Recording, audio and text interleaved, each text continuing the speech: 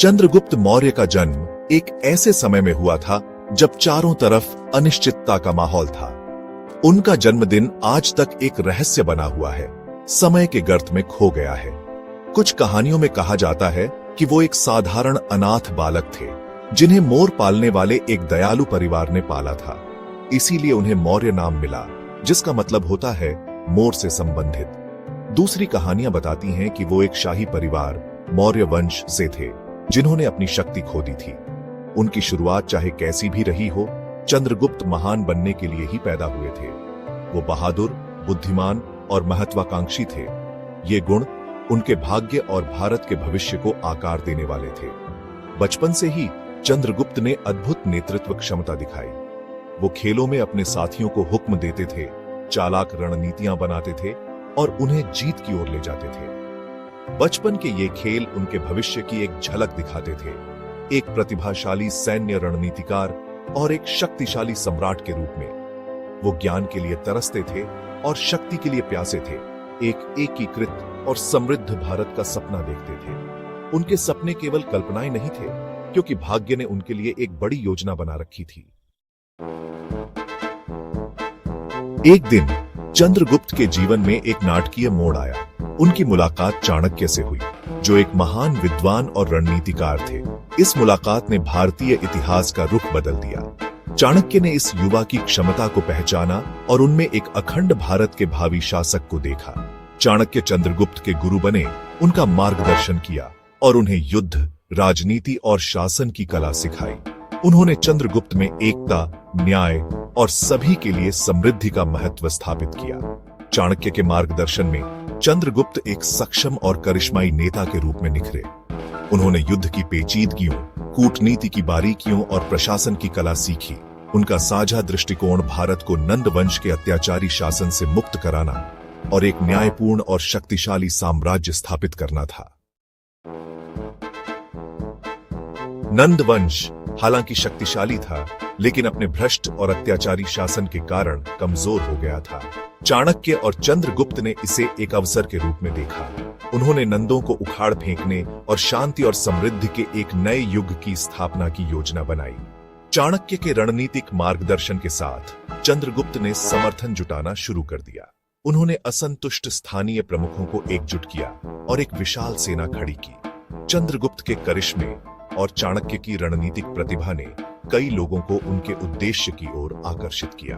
वो लोगों का विश्वास जीतने के महत्व को समझते थे। न्याय और समृद्धि का उनका संदेश आम लोगों के दिलों में घर कर गया, जो नंद शासन से तंग आ चुके थे। नंदों के खिलाफ युद्ध लंबा और कठिन था, लेकिन चंद्रगुप्त का दृढ़ संकल्प कभी नहीं डगमगाया। उन्होंने साहस से लड़ाई लड़ी और अपनी सेना का नेतृत्व रणनीतिक प्रतिभा के साथ किया। अंततः उन्होंने आखिरी नंद राजा धनानंद को हराया और सिंहासन पर दावा किया। नंदों के पतन के साथ भारत में एक नए युग की शुरुआत हुई। चंद्रगुप्त ने मौर्य साम्राज्य की स्थापना की, जो भारतीय इतिहास के सबसे बड़े और सबसे शक्तिशाली साम्राज्यों में से एक था। चंद्रगुप्त के शासन ने मौर्य साम्राज्य की शुरुआत को चिह्नित किया, जो अभूतपूर्व एकता, समृद्धि और सांस्कृतिक विकास का काल था। उन्होंने शासन की एक केंद्रीकृत प्रणाली स्थापित की, जिसकी राजधानी पाटलिपुत्र, वर्तमान पटना थी। चंद्रगुप्त केवल एक विजेता नहीं थे, वो एक बुद्धिमान और न्यायप्रिय शासक भी थे। वो समझते थे कि असली शक्ति केवल सैन्य शक्ति में नहीं, बल्कि अपनी प्रजा के कल्याण में भी है।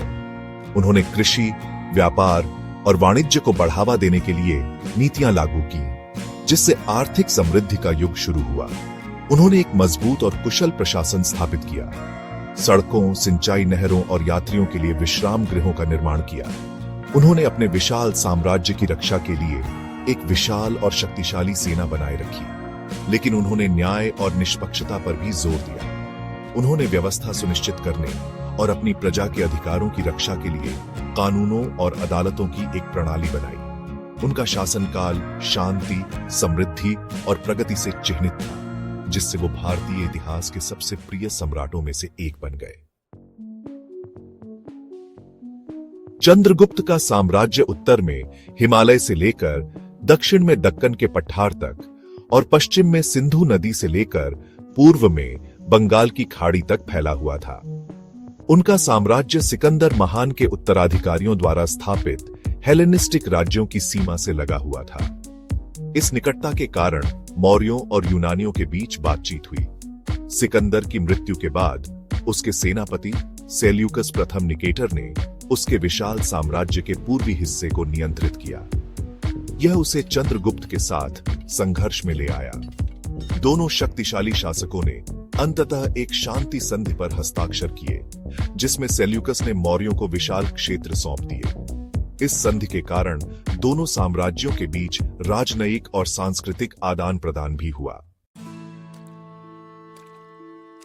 एक शानदार शासनकाल के बाद चंद्रगुप्त ने अपने सिंहासन का त्याग कर दिया और जैन धर्म अपना लिया। उन्होंने अपने विशाल साम्राज्य की बागडोर अपने बेटे बिंदुसार को सौंप दी और अपने अंतिम दिन आध्यात्मिक ज्ञान की तलाश में बिताए। कहा जाता है कि उनकी मृत्यु लगभग 298 ईसा पूर्व में हुई थी। चंद्रगुप्त मौर्य की विरासत बहुआयामी है। वो एक दूरदर्शी नेता, एक प्रतिभाशाली रणनीतिकार और एक दयालु शासक थे।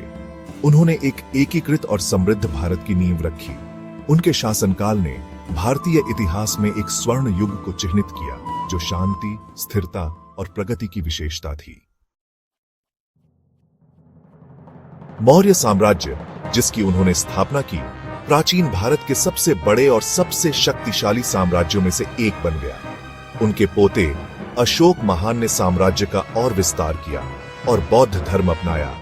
इसकी शिक्षाओं का दूर दूर तक प्रसार किया। मौर्य काल में कला, वास्तुकला, साहित्य और दर्शन में महत्वपूर्ण प्रगति देखी गई। अशोक का सिंह स्तंभ एक राजसी मूर्तिकला इस युग की कलात्मक प्रतिभा का प्रमाण है। अर्थशास्त्र चाणक्य को दिया जाने वाला राजनीति पर एक ग्रंथ मौर्य युग के राजनीतिक विचार में बहुमूल्य अंतर्दृष्टि प्रदान करता है।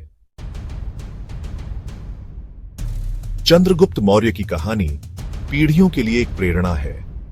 वो विनम्र शुरुआत से भारतीय इतिहास के सबसे महान सम्राटों में से एक बन गए। उनकी दृष्टि, साहस और दृढ़ संकल्प ने उन्हें एक विशाल उपमहाद्वीप को एकजुट करने और शांति और समृद्धि के युग की शुरुआत करने में मदद की। उनकी विरासत आज भी नेताओं और विचारकों को प्रेरित करती है, हमें एकता, ज्ञान और करुणा की शक्ति की याद दिलाती है।